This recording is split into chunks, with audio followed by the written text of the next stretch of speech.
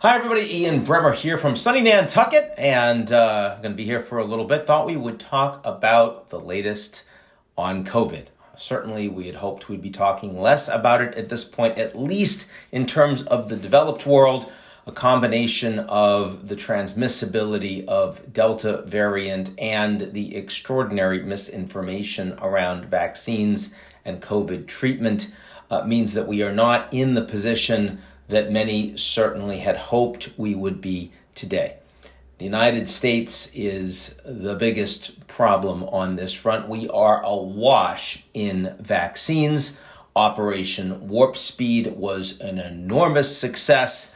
The best vaccines in the world, the most effective mRNA, the United States doing everything it can to get secure doses for the entire country more quickly than any other major economy in the world. And now we're having a hard time convincing people to take them. The politics around this are nasty and as divided as the country. Absolutely not what you want to see in response to a health crisis.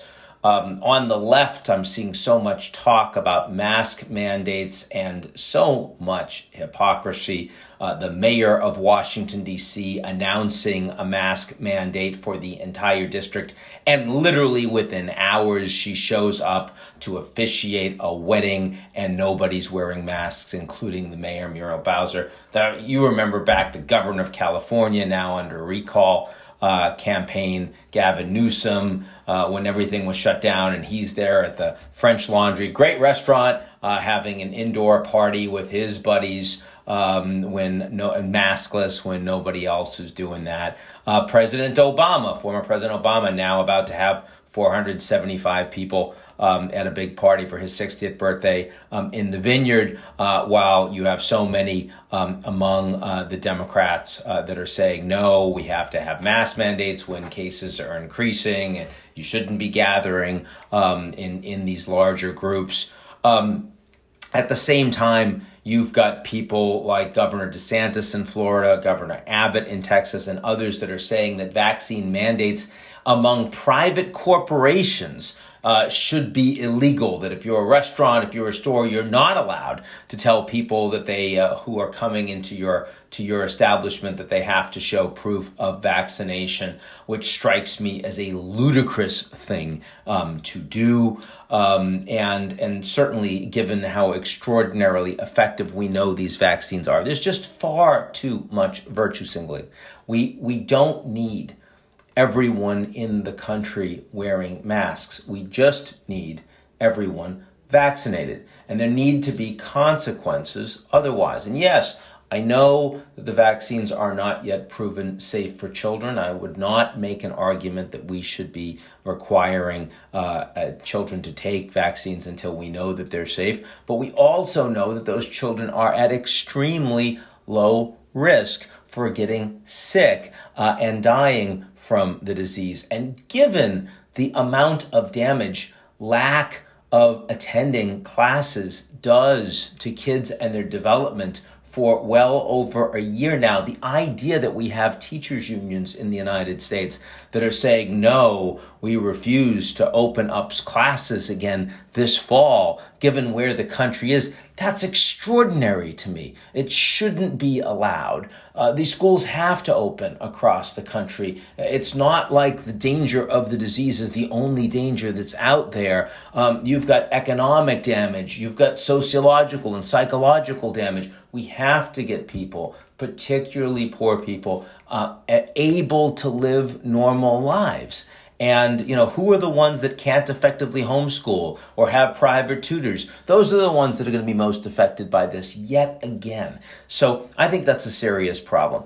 This outrageous politics first approach on COVID response promotes misinformation. It is a tax on the poor and the uneducated.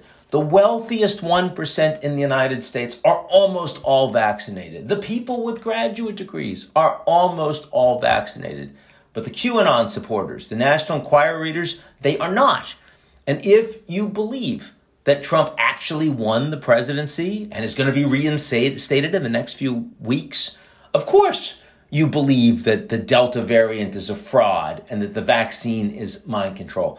Bad domestic actors are perpetrating this on America. People are profiting from this. Social media companies are allowing this disinformation to persist.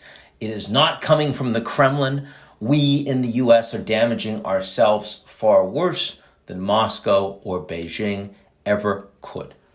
And that's in the United States. And meanwhile, while the Americans are awash in vaccines that we are not taking and that are even going bad, in Africa, the continent is almost fully unvaccinated. 1.3 billion people on the African continent, 1% of that population is fully vaccinated. It's an obscenity. It can only be allowed to persist if we think that people living in Africa somehow aren't fully human beings, that they don't deserve the opportunities, the health care, the ability to live and protect their families, their children, the way that we do in the wealthy countries. I saw Secretary of State Tony Blinken saying that we are, the United States, sharing as many safe and effective vaccines around the world as possible. I couldn't believe he said that. I know Tony, and I understand, and he's not a bad guy. I've known him for a long time. And as a Secretary of State, you have to be diplomatic. You can't always say what you mean. It's certainly why I shouldn't have that job. But this is just a falsehood. The United States is not doing anything close to everything we can for the rest of the world. We are shockingly ungenerous in the ability and willingness to fund and to provide vaccines for those that don't have them. The COVAX facility so far, 150 million doses delivered. The plan, the modest and reasonable plan for now was 650 million doses. We are 500 million doses short. It's underfunded. You had 1.8 billion for vaccine delivery that was provided for last month, over $1 billion short of their modest goals. This was the kind of thing. It's not just the United States. Pretty much any G20 economy, maybe not Argentina, any individual G20 economy could have done the COVAX funding by themselves, and they didn't. They all looked, I guess, not even at each other because they wouldn't bother. As long as you're taking care of your own country, that's all you need to do. In this environment, at a time that we are facing the worst crisis of our lifetimes, the United States, on the one hand, refuses to follow basic science. We are as deeply politicized as any time we've ever experienced it, pointing fingers, calling names, thinking that we are our own worst enemy, while we're not taking care of even the basics. And we can so easily afford to do so for those around the world. It's much easier not to talk about this. It's much easier not to focus on it. But if we can't get this right for COVID, how are we going to get it right for the bigger crises to come? How do we get it right for climate? How do we get it right for terrorism, for migration? How do we get it right for the next pandemic or the next variants of COVID? It's challenging, and it's something we're going to keep talking about, but something I want to address today as we, so many of us are thinking about summer and enjoying ourselves and our families and our friends, and that's all wonderful, but spare a thought and some action for those that are not so fortunate. And I hope everyone's doing well, and I'll talk to y'all real soon.